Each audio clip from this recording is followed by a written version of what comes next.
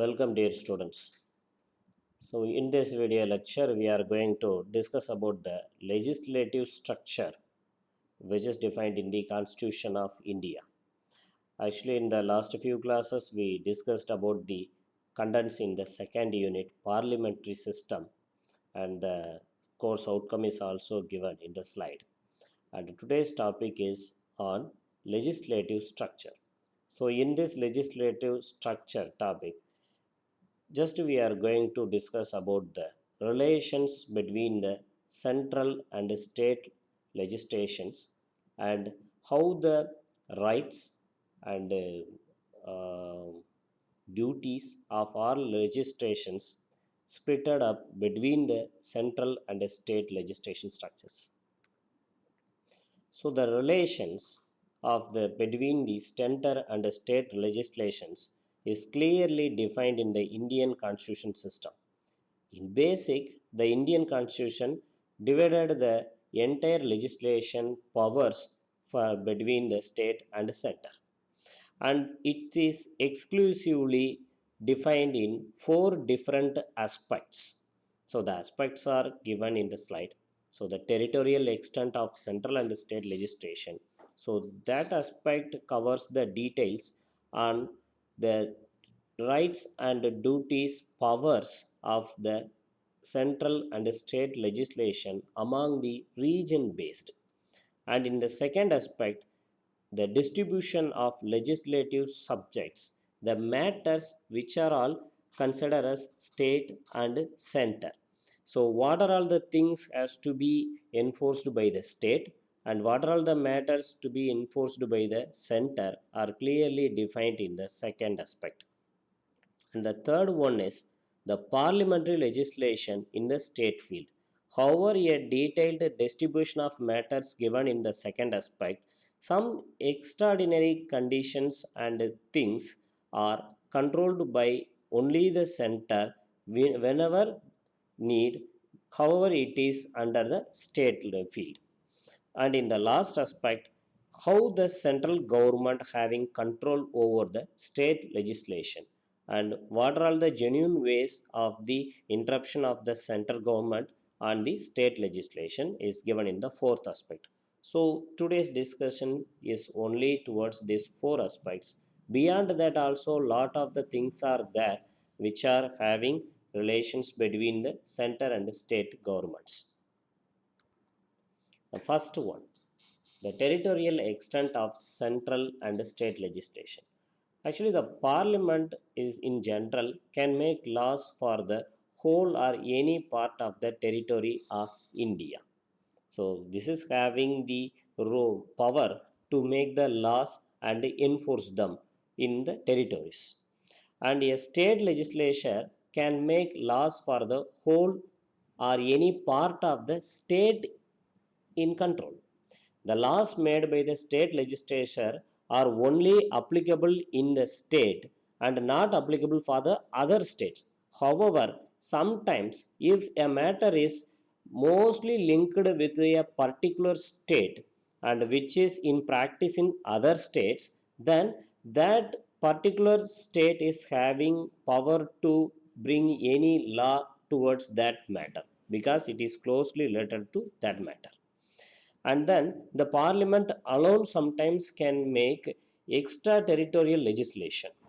That is, the parliament is also the law applicable to the Indian citizens and their property in any part of the world. Then these laws are applicable, which are all made by the parliament.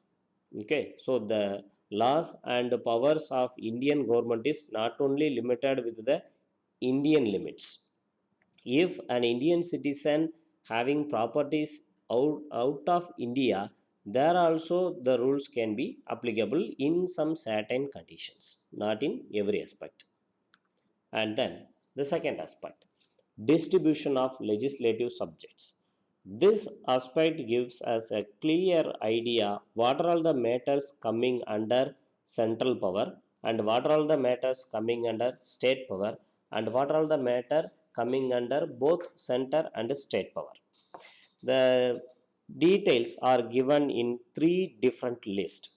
The list 1, union list, the list 2 state list, and the list 3 concurrent list.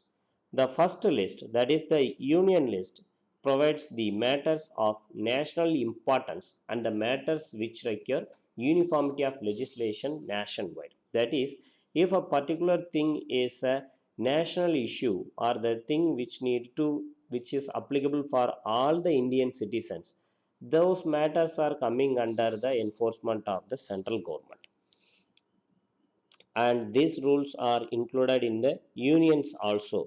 That is the parts which are all not geographically connected with India, like Andaman, Nicobar, Maldives.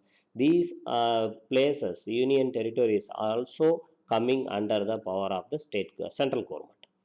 And the list 2 gives the matters of regional and local importance within the state, and which permit the diversity of interest and specified in the state list. And the third list, which is the concurrent list, is comprises of the matters on which uniformity of the legislation. So in particular, this list is prepared to assure the uniformity of some nationwide matters among the states, because some states having some specific requirements and constraints. So because of those constraints, some useful laws and rules are not possible in some places. In order to avoid these problems, the list third is prepared, and the matters under the list 3 are purely enforced by the central government without the support of the state government sometimes. And then the distribution of legislative subject. The previous three lists we are going to discuss in detail. The union list. See here, the parliament has the power to make laws with respect to any of the matter related to defense, banking, foreign affairs, currency, atomic energy, insurance, communication, interstate trade, commerce, census, audit, and so on, which are all coming under the national level important matters. Those matters are applicable to all the Indian citizens all over the India, and to the union territories which are all geographically not connected with India but as a part of the India. So this is nothing but the union list, and these the decision making on these matters are in the hand of the central government, because these things are in the union list. And in the state list, that is the matters related to public order, police, public health and sanitation, agriculture, prisons, local government, fisheries, markets, theatres, gambling. These are all the things which are all deeply viewed in the state region wide. So the decision making and norms fixing, rules generating on those particular matters are in the hand of the state government. That's why these things are mentioned in the state list. Any state government can make decision on these matters in deep. And the third one is the concurrent list, that is the laws related to criminal law, procedure, civil procedure, marriage and divorce, population control, family planning, electricity, labor welfare, economic and social planning, drugs, newspaper. These things are, however, related to somewhat related to state and somewhat related to center. So in these things, both center and state governments are having powers to create or modify any rules and regulations or any laws. And the above scheme we discussed in three basic lists. However, these things are mentioned as state matters. Sometimes the Constitution of India giving power to the central government and parliament to make or modify the laws which are all in the state list based on the five extraordinary circumstances. So as we discussed in here, the union list is nothing but the list comprises of these matters and giving power to the central government to take any decision or making any law. And these things, the public sector and these things are coming under the state list, and the state government is having the rights. And however, sometimes the decision making on this state matters goes to the central government in these 5 extraordinary circumstances. Let's see what are all the different 5 important circumstances where the central government will get the power to look over the state government matters. The first one is when Rajya Sabha passes a resolution. If the Rajya Sabha declares any matter which is nationwide important and should be uniform all over the country, then that matter, however it is coming under the state policy, the central government is having rights to enforce it in modifying or rejecting the particular matter. See here, the parliament should make laws with respect to the matter in the state list. See, the matter is in the state list, but the parliament is going to take the decision. Parliament is going to have the modification whenever the Rajya Sabha declaring the matter. And then at the same time, the parliament becomes the competent to make the laws on that matter, and such a resolution must be supported by the 2/3 of the members present and voting.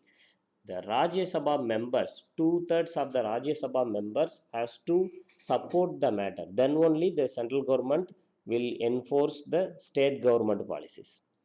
And the second important situation is during a national emergency. Sometimes the national emergency announced because of war timing or any big natural disaster. So these conditions are announced as the national emergency. During that national emergency condition also, the parliament is having power to edit or enforce a new rule which is coming under the state list matters. Okay, and after the revocation of the emergency, up to 6 months the laws will be in power, and after 6 months they will become inoperative. Okay, so we just discussed at the time of national emergency, again the parliament having the power to edit the state government matters. However, after revocation of the emergency, at the expiry of 6 months, the laws will become inoperative. And the third condition is when states make a request. Sometimes we can see in the news and somewhere the state governments are requesting the parliament to enforce any laws on the state government matters because of the less support from the people in the state, but the law may be very important to the health and welfare of the people. The state government legislation may ask the central government to enforce a particular law which is under the state matter. So this can be done with by alone or few states combine with each other and ask the parliament to enforce a particular law on their own states. So if any state which is not in that group, they are also able to join at later. And in the fourth condition is to implement international agreements. Sometimes some state policies are not comfort to allow the international companies or industries to initiate any business or to support any business in a particular state. So on these times the central government can interfere in those matters and change the policies of their particular state to make some healthy international agreements. And finally, this is the last condition where the central government can have power to edit the state government rule during the president's rule. When the president rule is in power, the parliament becomes empowered to make laws with respect to any matter in the state list, and a law made so by the parliament continues to be operative even after the president rule. You should look this point. If a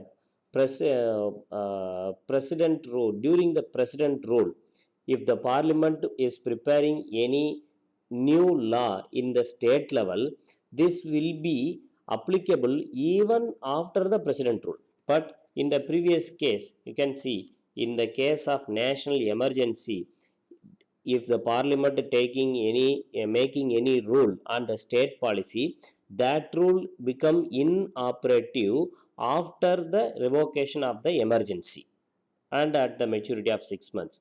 But in the last case, during the if the state central government taking any new rule during the president rule in the state, that new rule is applicable even after the revocation of the president rule. So you have to look this thing, the difference between the uh, laws made during the president rule and laws made during the emergency.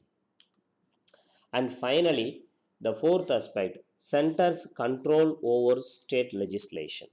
So the above situations we discussed, that where the central government can make changes in the state government policies, and apart from these all, here three different conditions are given where the central government having power to edit the state government rules. And besides the parliament's power, and here the constitution empowers the center to exercise control over the state legislative matters in the following three ways. The governor, the state governor, can stop or hold or reserve certain types of bills passed by the state legislature for the consideration to the president. So here the state governor acting as a mediator between the state government and the central government. Any bill proposed by the state for the state matter, that should be agreed by the president only. Before the president agree, the governor can hold or reserve the particular bill and stop it entering into the president office. And the bills on certain matters enumerated in the state list can be introduced in the state legislature only with the previous sanction of the president. So the second rule is somewhat connected with the first rule only. After the sanction of the president only, the state government can pass any bill which is coming under the state matter, and the center can direct the states to reserve money bills and other financial bills passed by the state legislature for the president's consideration during the financial emergency. Apart from the national emergency, sometimes some financial emergencies also may be announced due to the financial crisis happened in the states. So during that time, the central government can control the president's consideration for the state government bills. So these are all the things we discussed today. So the legislative matters between the center and the state government, and lot of things here to discuss about the legislative procedures and activities of both center and state government. The later classes we can discuss these things. Thank you very much.